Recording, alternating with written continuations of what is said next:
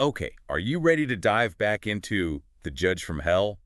Because things are about to get seriously fiery. Infernal, even. Episodes 5 and 6, total game changers, am I right? Absolutely buckle up, because the fandom is buzzing. Oh, tell me about it. Our comment section is overflowing. Which is understandable. The show doesn't pull any punches. We're talking supernatural chills and thrills. With a hefty dose of moral dilemmas. It's like the writers reached into our souls, pulled out our deepest anxieties about justice and said, let's make a K-drama about that. And with a dash of dark humor for good measure.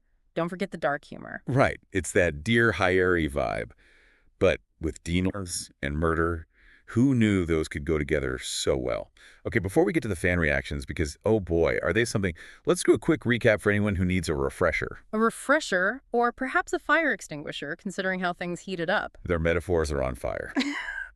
But yes, Judge Bitna, our resident demon in disguise, is getting bolder by the minute. Remember those crushed Cola Z cans she keeps leaving at crime scenes? A calling card. And a pretty clear message for Detective Danon. Who, let's be real, was already suspicious. As he should be. But then she orchestrates that prison bus incident, snatching a suspect right from under Dan's nose. Talk about adding insult to injury. The woman has a flair for the dramatic. But it really highlights that central conflict. Danon clinging to the human world and its laws. And Bitna, operating outside of those boundaries, she's got her own agenda and her own methods. And this week's case really threw a wrench in the works. We had a suspect claiming his multiple personalities made him do it, which, hello, K-drama trope alert, but it goes way deeper than that. Of course, because Danon actually witnesses Bitna trying to deal with the guy in the hospital. But here's the kicker. She actually sentences him to a mental facility. Legally. She did. Though she later takes care of things permanently, shall we say. Using her signature truck of doom, as the fans so lovingly call it. Which, side note, how amazing are our fans? They really are a creative bunch. But this is where the comment section descends into utter chaos. Talk about a moral debate for the ages. It's a fascinating divide. You have some viewers cheering Bitna on. They see it as righteous fury, divine retribution, especially when the human justice system fails. Right. Like, yeah, the guy was a monster, but there's something so viscerally satisfying about seeing him get his comeuppance. And then you have others who are deeply disturbed by her methods. Even if they agree with the outcome, the means are harder to swallow. Which, let's be honest, is exactly what the show wants us to grapple with. It's brilliant, really. It forces us to confront those uncomfortable questions. What is justice? Is there ever a time when the ends justify the means? It's the trolley problem, but with a supernatural twist. And then there's poor Danon. This guy is neck deep in a supernatural conspiracy. While clinging to his rulebook for dear life, one commenter called it an excessively righteous moral compass. Which, ouch, but also fair. But you have to remember his backstory. This guy's family was brutally murdered. It's no wonder he puts so much faith in the legal system. He's clinging to the very thing he believes failed him. Trying to rewrite the narrative, maybe? Perhaps. Meanwhile, Bitna is over here enjoying the simple things. Food, fashion. Messing with Dan. She seems to genuinely enjoy their little cat and mouse game. But then we have the death of the nice demon. Right. And everyone's wondering if Bitna's responsible. It seems like she might be, but the way she reacted. Genuine surprise. Almost. Fear. Which suggests there might be someone else pulling the strings. Someone even more dangerous. Someone who could potentially rival a demon judge. And with Satan himself on the loose, searching for a powerful artifact. The Kylum. Don't forget about the Kylum. Things are definitely about to get even more interesting. And that's what makes The Judge from Hell so compelling. It throws these curveballs at us, these moral quandaries that you can't just shrug off. Like, is there such a thing as a nice demon? Right. Can you be team demon? If that demon is, well, still a demon. And if Bitna did take out the nice one, what does that say about her? It definitely muddies the waters, doesn't it? She's not just punishing the wicked. She's eliminating the competition. Which begs the question, is she really doing this for the greater good? Or is there a more self-serving motive at play? The plot thickens, as they say. But let's circle back to Dayon for a second, because the fans are having a field day, dissecting his every move. Oh, yeah.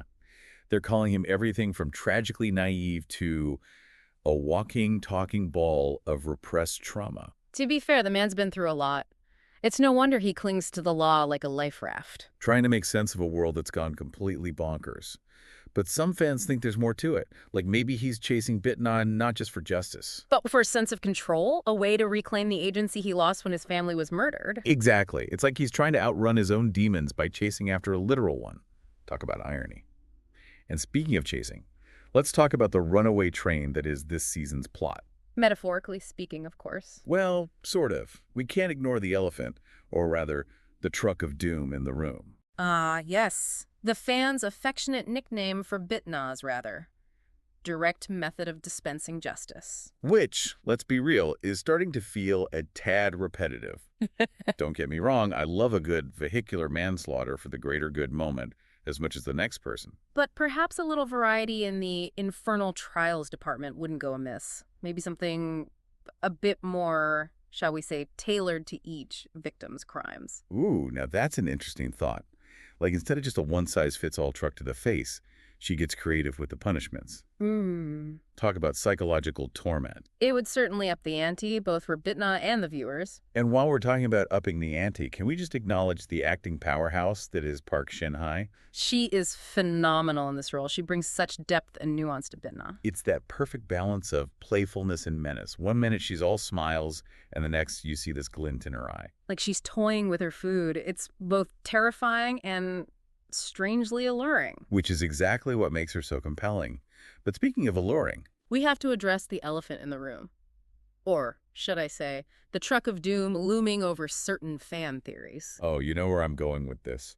Our comment section is a minefield of speculation about Bitna's feelings for a certain detective. The will they, won't they debate is heating up, but some fans are worried, and for good reason. Because in K-drama land, female characters who fall for the wrong guy often meet a sticky end.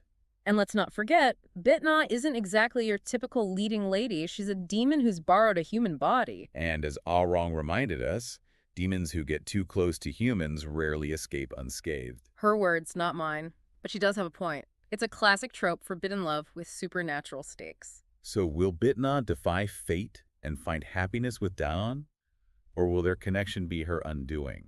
Only time will tell. But let's not forget about the original Bitna. Her disappearance is still shrouded in mystery. Right, what happened to her? Is she still out there somewhere? Some fans think her ex-fiancé knows more than he's letting on. Ooh, that's right. He's got that whole shady redevelopment project going on. Maybe her disappearance is connected to that. It's like a whole other layer of intrigue, right? And what does it mean for our demon judge if her borrowed time is running out? Talk about high stakes. But, you know, beyond all the supernatural shenanigans, this show really gets under your skin with its exploration of justice. That's the beauty of it, isn't it? It's not just a fun, escapist watch. It makes you think. It makes you question things. Like when we see Bitna deliver her own brand of justice, even with the over-the-top methods, is there a part of us that secretly cheers her on? Oh, totally.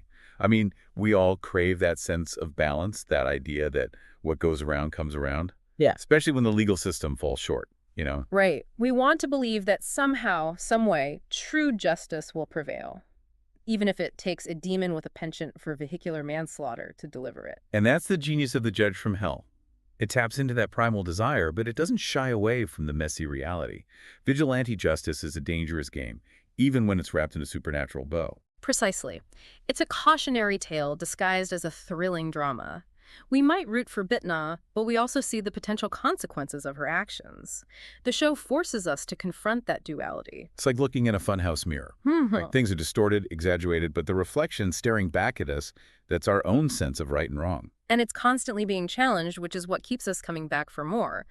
But before we get too deep into the philosophical weeds here, let's leave our listeners with one final, tantalizing thought. Oh, I love a good cliffhanger. Lay it on us. We know Satan is after the Kylum, this artifact with the power to reshape reality as we know it. But what if its power isn't just about brute force?